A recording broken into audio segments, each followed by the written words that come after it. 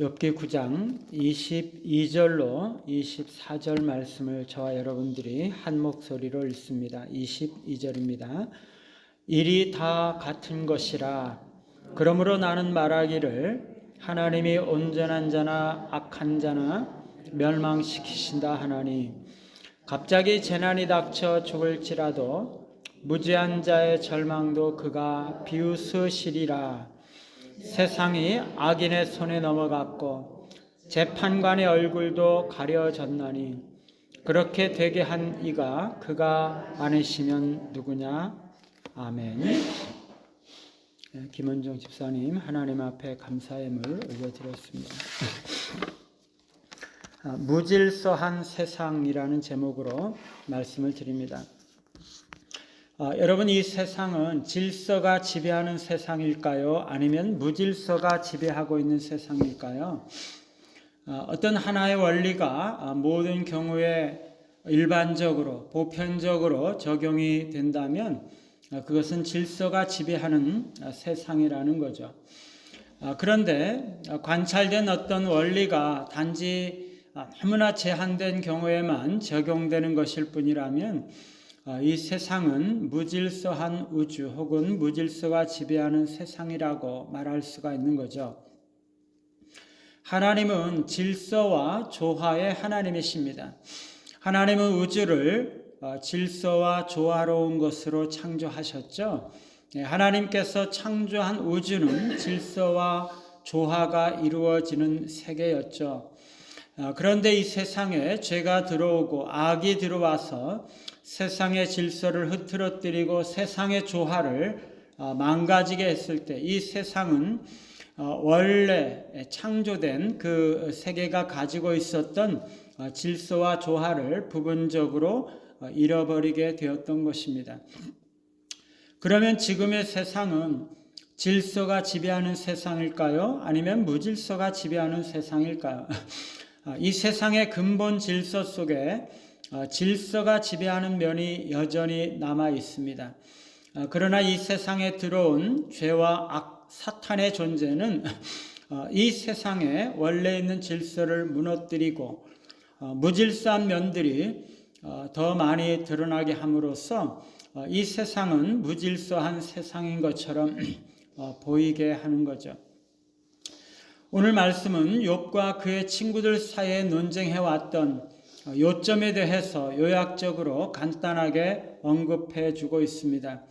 욥의 친구들은 의롭고 선한 사람들은 이 세상에서 언제나 형통하고 의인들은 언제나 비참한 환난과 악인들은 언제나 비참한 환난과 고통을 당한다고 주장을 하고 있습니다. 반면에 욥은 악인이 형통하고 의인이 크게 환난을 당하는 일들이 이 세상에는 너무나 흔하게 나타난다라고 주장을 하고 있는 거죠. 이게 욥과 그 친구들 사이에 의견의 차이가 있는 거죠. 이 엘리바스나 빌닷의 경우는요, 보복적인 정의를 주장하는 것이죠. 이 세상에서의 하나님의 통치는 보복적인 정의라는 원리에 따라서 아주 질서롭게 아주 규칙적으로 이루어진다는 것이죠. 반면에 욥의 견해는 자신의 경험으로 볼 때 엄격한 질서로운 하나님의 통치가 나타나는 것은 아니고 무질서가 지배하는 세상이라는 것입니다. 22절에 보니까 일이 다 같은 것이라 그러므로 나는 말하기를 하나님의 온전한 자나 악한 자나 멸망시킨다 하나니. 욥이 볼 때 하나님은 의로운 자나 악인들이나 그들을 대하시는 방식에 있어서 눈에 보이는 차이가 없다는 거죠.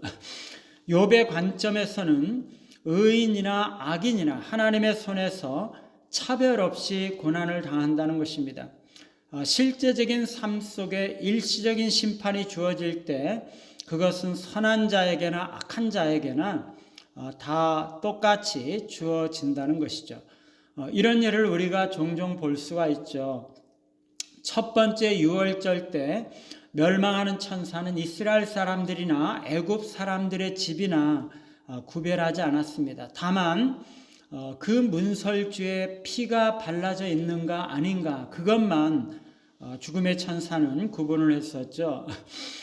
쓰나미가 일어나서 해변에 있는 도시를 쓸어버릴 때 거기에 있는 선한 자들이나 악한 자들이 다 해를 당하는 것은 똑같습니다. 지진이 일어나서 땅이 꺼지고 집이 무너지면 악한 자들이나 의로운 자들이나 다 똑같이 재앙을 당하는 거죠. 여기서 욥은 자신의 경험에 비추어 볼 때 자신이 죄를 범하지 않았음에도 불구하고 재앙을 당하였다는 사실 때문에 아주 지나친 절망감을 가지고 숙명론적으로 재앙과 고통은 누구에게나 닥친다라는 것을 주장을 하고 있는 거죠. 재앙과 고통은 무차별적으로 이 세상에 닥치므로 너무나 혼란스럽고 불의한 세상으로 인식이 되고 느끼게 만들고 있다는 것입니다. 이러한 욥의 관점이 얼마나 옳다고 할 수 있을까요? 이 세상이 무질서한 면이 있는 것은 사실일지라도 지금 욥의 감정은 하나님의 통치에 대해서 지나치게 불만을 가지고 불평을 하고 있는 것이죠. 이 세상에 있는 모든 무질서한 것들이 결국에는 다 하나님의 주권과 통치하에 있다라고 말할 수 있기는 하지만은요, 그러한 모든 무질서가 하나님께서 야기하신 것처럼 하나님께서 직접적으로 그러한 것들에 대한 책임이 있는 것처럼 하나님이 근본적인 원인이신 것처럼 그렇게 이해하고 하나님께 책임을 전가하려고 하는 것은 바르지 못한 태도라고 할 수가 있겠죠. 이 세상이 무질서한 세상이라면 그 무질서는 하나님 자신에게서부터 나온 것이기도 하지만 이 세상에 있는 악의 존재 때문에 더 두드러지게 나타나는 부분들이 있다는 것입니다. 23절에 갑자기 재난이 닥쳐 죽을지라도 무죄한 자의 절망도 그가 비웃으시리라. 욥은 예컨대 세월호 사건 같은 갑작스러운 재난이 일어나서 사람들이 죽음을 당할 때 하나님께서는 무죄한 사람들의 곤경과 절망을 비웃으시고 그들의 고통을 전혀 심각하게 여기지 아니하시고 오히려 이 무죄한 사람들의 고통을 인해서 그들을 조롱하는 것처럼 조롱하시는 것처럼 보인다라고 말하고 있는 거죠.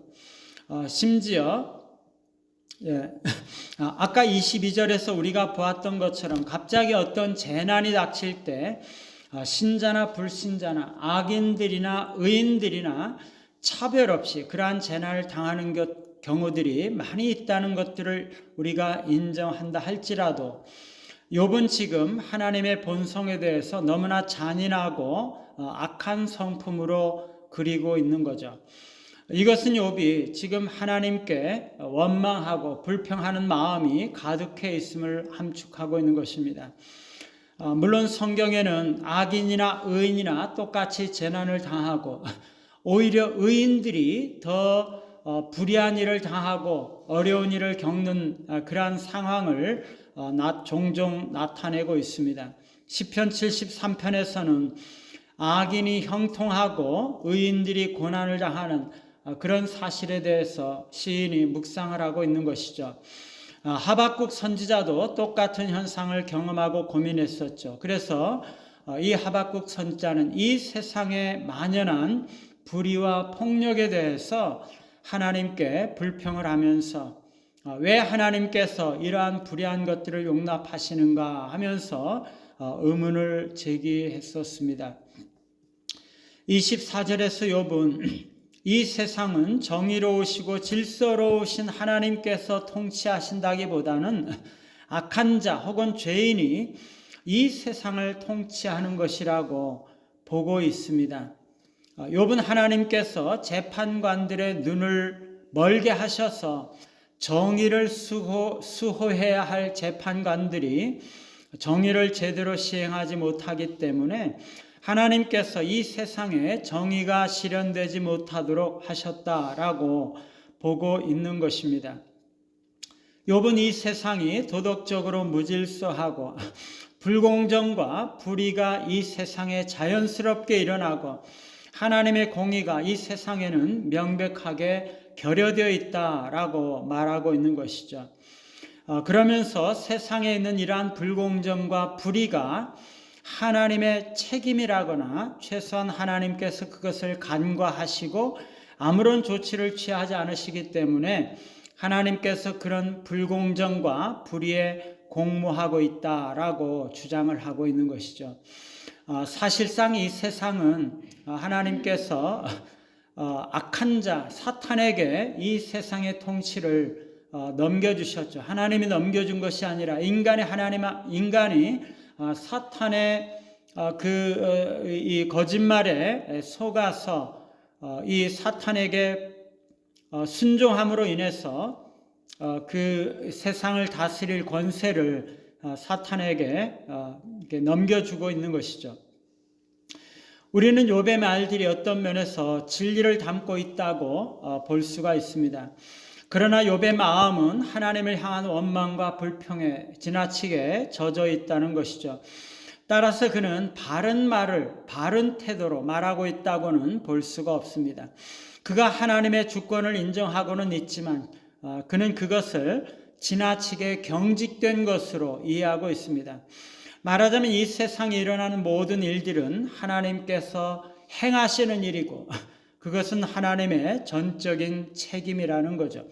그러나 이 세상에 대한 하나님의 주권을 우리가 인정한다 할지라도 이 세상에서 일어나는 일들에 대한 직접적인 원인들은 하나님 이외에 이 타락한 세상을 지배하고 있는 사탄과 타락한 죄인들의 그 부패한 의지가 포함이 되어야 하는 것입니다.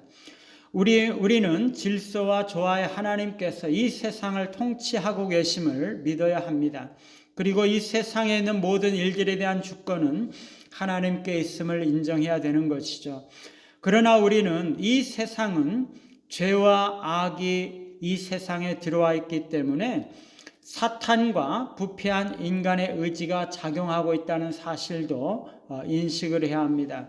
그리고 우리는 어떤 일이 있더라도 하나님의 선하심과 자비로우심을 끝까지 붙들고 하나님을 믿고 신뢰하고 의지해야 하는 것이죠. 그것이 우리가 이 무질서하게 보이는 세상 속에서 궁극적으로 질서를 창조하시고 질서롭게 통치하시는 하나님을 경험하는 길이기 때문입니다.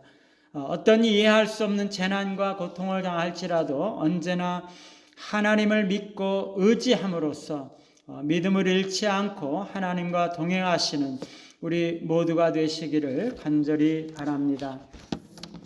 찬송가 455장입니다.